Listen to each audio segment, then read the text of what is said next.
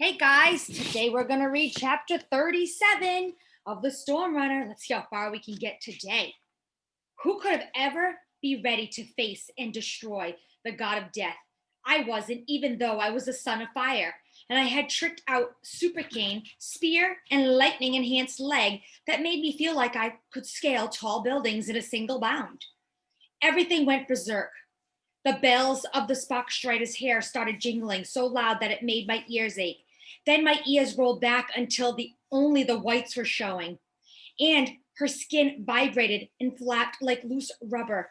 No wonder her face was so whacked out. What was I supposed to do? Call 911 for the supernatural? Give her CPR? Find some super glue? You idiot. That was nobody.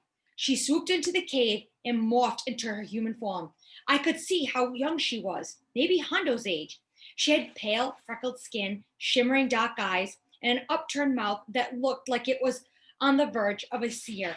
Definitely not a smile. I didn't do anything. I shouted, hoping the Spock striker would come out of her creepy, face morphing seizure any second. Get a bolt! Nobody commanded.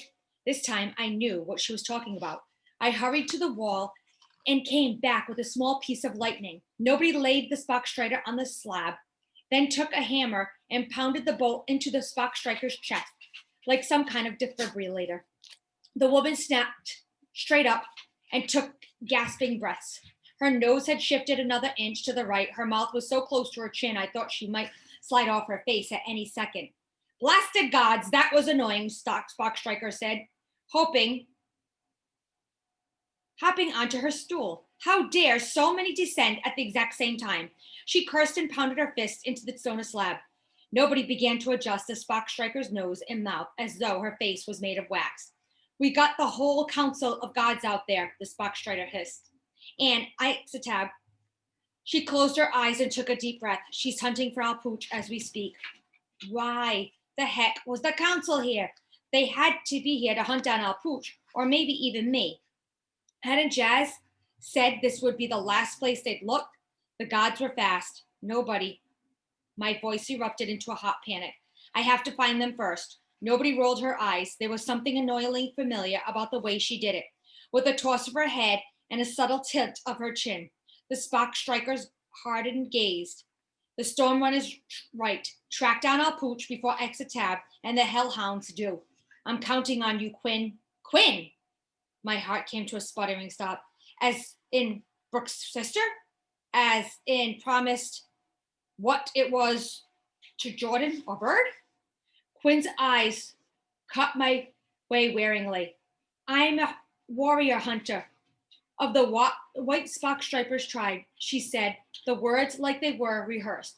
But behind her gold glades, I could see I'd touched a nerve. Encouraged inconsequential drivel, the Spock striker said, I am not about to lose my warrior to the gods. Worthless war. So both of you better work together and get this thing done. But Brooks is here?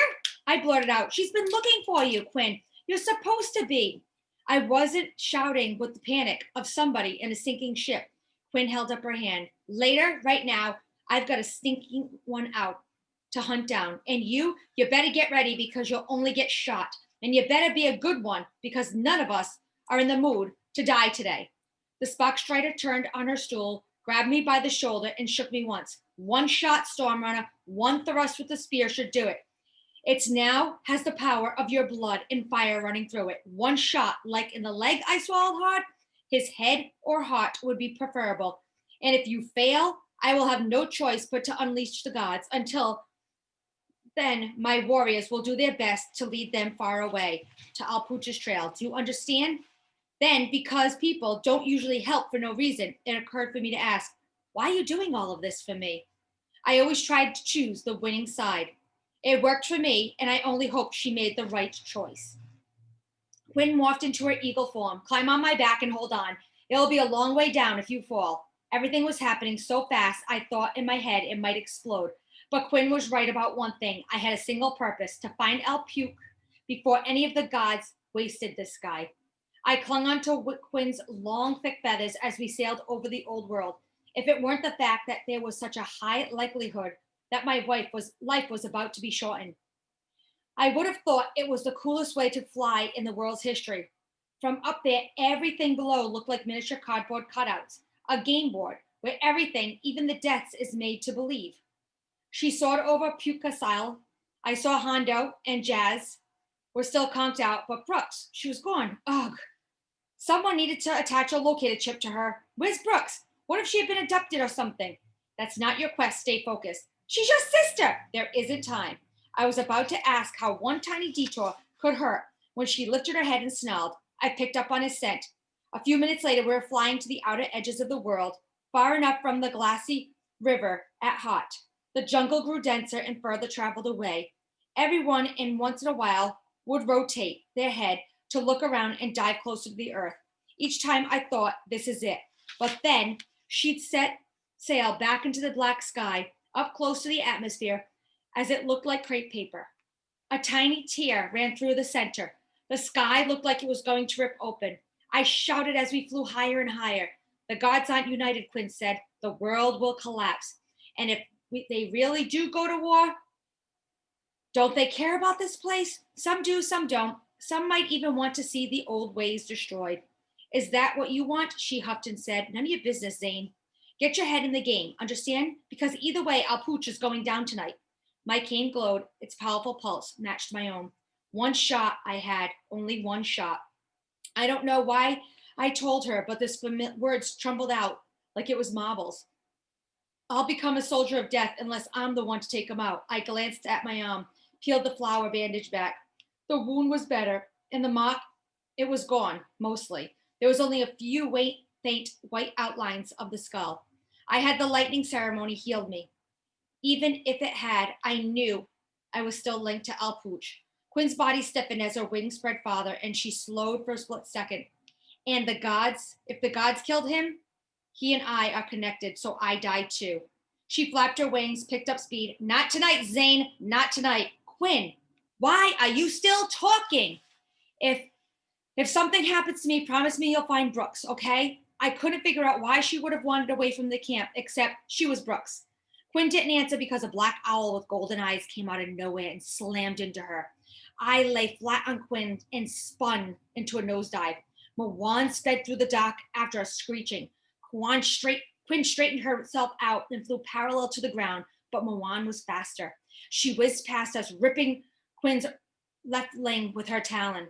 Quinn let out a piercing cry as she tipped too far to the left. I clung even tighter and kept falling. Jump, Quinn cried. She was loca.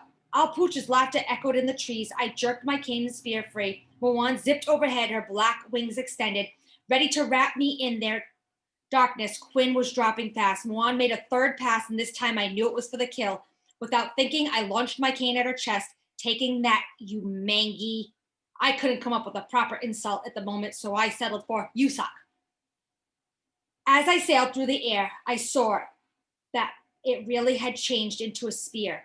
It struck the target in a perfect accuracy. Mawan released out a terrible scream and started tumbling through the air. I watched in horror as she crashed into the bare trees below. She shook on impact, then their sharp branches splitting her open. Chapter 38. Quinn was in free fall. We were close to the trees, and I knew the sharp branches could rip up as she continued to the speed. My eyes darted through the dark.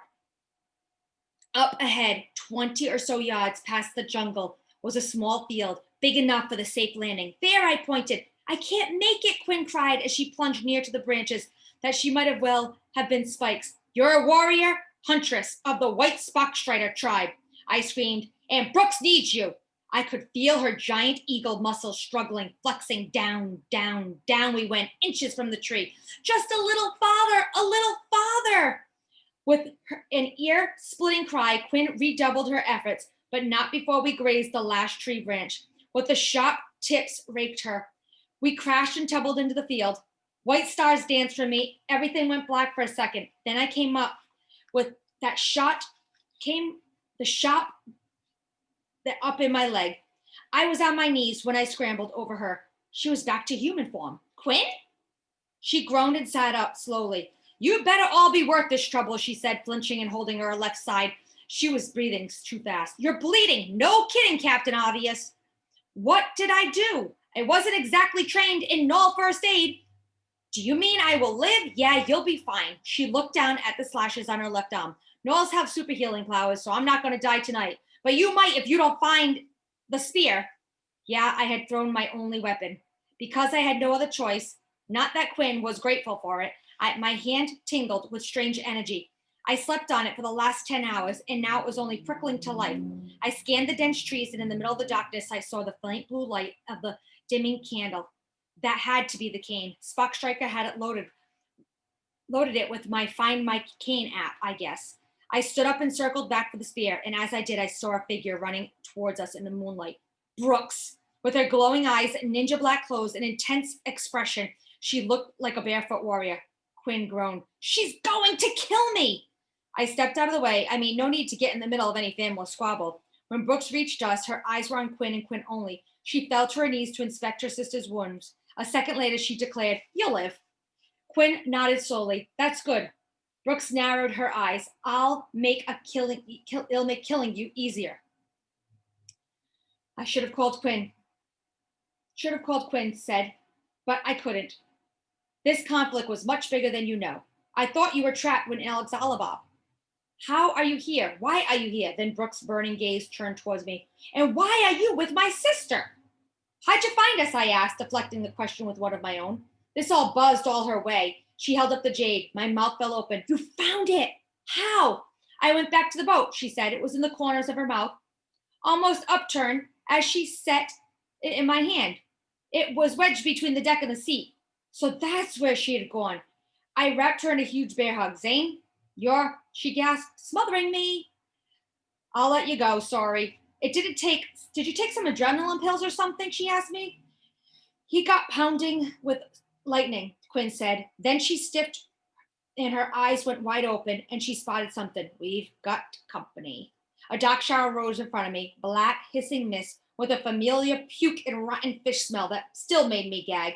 Someone really needs to tell Ah Puch that he needs to take a bath or wear some deodorant. Maybe carry a car freshener in his pocket. Nah, I don't even think that would help. Get out of here, I told Brooks and Quinn. Not a chance, Brooks said, in her signature stubborn tone. Ah Puch wasn't in his nice Hollywood suit this time. Steam rose from his gray body. And like before, I could see worms twisting over his transparent skin, banding it together as he rose to his full height. His eyes blazed a hot white, and he clenched his fists at his sides as his chest burned. You'll pay for Muwan, he hissed. His eyes found Brooks and Quinn. You really need to make better friends, Zane. Why do you insist on hanging out with these pathetic creatures so beneath you? Brooks spoke up. Anyone ever tell you how bad you smell? Quinn tugged on Brooks' arm to shut her up. Yeah, fat chance of that. Ah Puch's next words were to her, were pointed, that kind of went in for the kill. No more talk, worthless half-breed. Then black smoke curled out of her fingers. Before I could even react, it zoomed towards Quinn and Brooks, knocking them to the ground on top of one another. Then the smoke took the shape of a giant hand and muzzled their mouths. Brooks' own hand shot up to the smoke, but she couldn't remove it. Taking advantage of the momentary distraction, I inched back thinking I needed my spear, but how am I going to get it?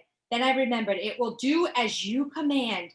It was a long shot, but I had opened my hand, which was still pulsing with a strange energy. Come, I thought. The energy wound up in my arms, but the spear didn't make its way back to me. I tried again, and this time with more concentration, which was pretty hard considering Puke was standing right in front of me with his murderous demon form. Then I felt it. One hot pulse, and I looked down and the spear was in my hand. I couldn't believe it. Ah Puch let out a wicked laugh. You think your little lightning spear is going to stop me? I glanced down, and for a second I thought I heard a voice coming from the inside of the spear. Muffled it like it was beginning to smother under a pillow. I knew launching the thing at Ah Puch while he was expecting it was a lame battle strategy. Hondo always said to catch your opponent by surprise, because if they know the attack is coming, they'll be prepared to counter-strike, or in my case, death strike. The air shifted cold, and the demon runner emerged from the jungle. Then another and another, all dragging out their hairy knuckles along the ground. Those guys again. You must suffer, for Muwan, Ah Puch said to me, and for removing my eyes. He mentioned my wrist. I must say I didn't anticipate the move. But no matter, you'll pay for both, and you'll be the greatest prize of the underworld ever seen. God born of Huracan and a great creator. Brooks roared angrily, trying to get to her feet, but Quinn had her pinned down, which only made Brooks lash out more wildly. I swallowed hard, my heart thrashed in my chest. I was outnumbered, outsmarted, outpowdered. Ah Puch kept on, and when is all was said and done, your father will suffer too. The demon runners hissed and they groaned impatiently. Huracan doesn't have anything to do with this. I bent on my knees and gripped my spear, ready to fight whatever demon came at me, preferably one at a time. Powerful throbbed in my leg, and I wondered how long it would last.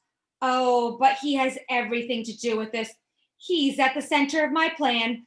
But enough about that. Let's get on with your punishment. Started, shall we? I'd rather not. The demons bared their nasty fangs. Maybe we should stop with your friends, he said.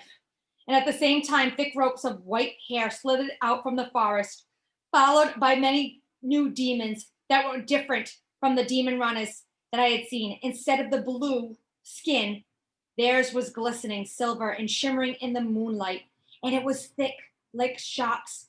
It had long white hair that hung in thick braids down their backs, swinging back and forth like tails. They shrieked, leaping out to the backs of Ah Puch's little army with an amazing force. Teeth gnashing, claws ripping, hair choked. The black smoke handed a release to Brooks and Quinn, and they rose to the air. They found ribbons and wound themselves like long serpents in their heads towards the silver demons. I launched my spear at one of Puch's guys, testing its accuracy. It incinerated the monster on impact, then zipped back into my hand. Ah Puch narrowed his gaze. Very good. Your little toy can melt demons, but it can never kill me.